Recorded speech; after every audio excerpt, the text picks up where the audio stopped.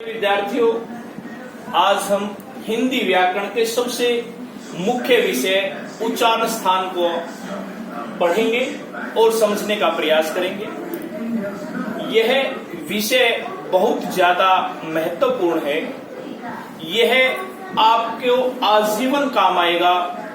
केवल 9वीं, 10वीं, 11वीं, 12वीं की परीक्षाओं तक ही नहीं, जब आप भविष्य में किसी भी प्रकार के प्रतियोगिता परीक्षाएं देंगे, चाहे वो दाखिले के लिए हो या किसी नौकरी के लिए या किसी और उपलब्धि के लिए, उन सभी जगह पर उच्चारण स्थान का एक प्रश्न अवश्य पूछा जाता है। तो मैं एक बार फिर कहूंगा कि इस विषय को पूर्ण ध्यान से समझने का प्रयास करें। यह विषय बहुत ही महत्वपूर्ण। इसके लिए मैंने एक सूत्र आपको बताने जा रहा हूं। अगर यदि आपको ये 5 लाइनों का सूत्र है, ये याद हो गया तो आजीवन आप उच्चारण स्थान को कभी भी नहीं भूलेंगे, आजीवन आपको याद रहेगा, मेरा ऐसा विश्वास है। अकु, अकु का मतलब ए और आ, कै, उ का मतलब कवरग, क, ख, घ, घ, अंग, और है आप समझते हैं, इन सब का उच्चारण स्थान कंठ है। ठीक इसी प्रकार से दूसरी पंक्ति है इचु यस। इचु यस में ई और ई, जिसको आप अपनी भाषा में छोटी ई और बड़ी ई कहते हैं, वास्तव में छोटी ई और बड़ी ई नहीं होता, ये ई और ई होता है। च का मतलब चौरग, च, छ, झ, झ और ये और से, यानी कि इचुयस तालु, इनका उच्चारण स्थान तालु है, जिसे तालवे भी कहा जाता है। ठीक इसी प्रकार से ऋतुरस, हमारी तीसरी पंक्ति ऋतुरस है। री जो हमारा स्वर है, री, तवरग, ट, ठ, ढ, अण, ये और रे और श मूर्धन्य से, इन सभी का उच्चारण स्थान मूर्धा है।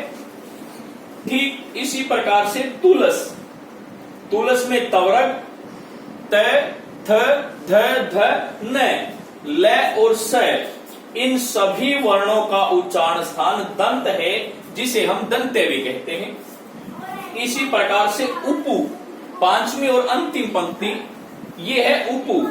उपु का मतलब उ और ऊ, और ठीक इसी प्रकार से पवरग, प, फ, भ, भ, में, इन सब का उच्चारण स्थान ओष्ठ है।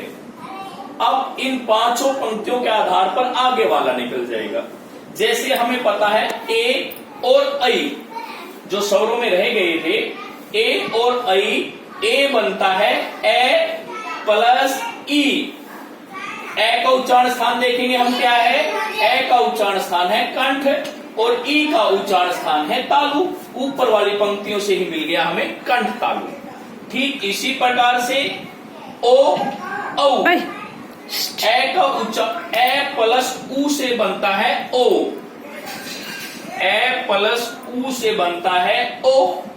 ए का उच्चारण स्थान है कंठ और उ का उच्चारण स्थान है ओष्ठ। अगर हम इन दोनों को मिला देते हैं तो कंठोष्ठ बन जाता है। इसके लिए हमें मेहनत करने की जरूरत नहीं है, जरा सा संधि को देख लेना है कि ए ऐ कैसे बना है, ओ औ कैसे बना है। इसी प्रकार औ बनता है ए प्लस ओ बराबर है औ। इन दोनों का उच्चारण स्थान कंठोष्ठ हो गया, क्योंकि ए का उच्चारण स्थान कंठ है और ओ का उच्चारण स्थान ओष्ठ है। तो इस प्रकार से इनका उच्चारण स्थान कंठोष्ठ हो गया। अब हमारी पूरी वर्णमाला में एक वर्ण रह गया व, जो दंतोष्ठ है। यही एक वर्ण है जो दांत और होठ दोनों की सहायता से जिसका उच्चारण किया जा सकता है। कई व्याकरणों में फै भी दिया जाता है, फै को भी दंतोष्ठ दिखाया जाता है, जबकि यह पूर्ण रूप से सही नहीं है। हमें इस बात का भी ज्ञान होना चाहिए।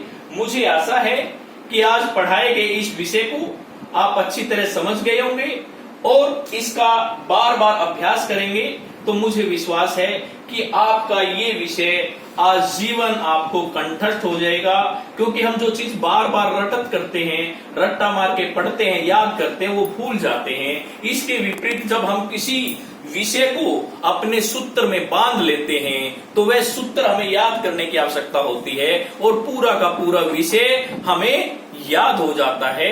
तो मैं उम्मीद करूंगा कि आप इसको और अच्छी तरह से इसका अध्ययन करेंगे। फिर भी अगर आपको कोई चीज समझ में नहीं आती है तो आप मुझसे मेरे व्यक्तिगत नंबर पर संपर्क कर सकते हैं और अपनी समस्याओं का निदान करवा सकते हैं। धन्यवाद।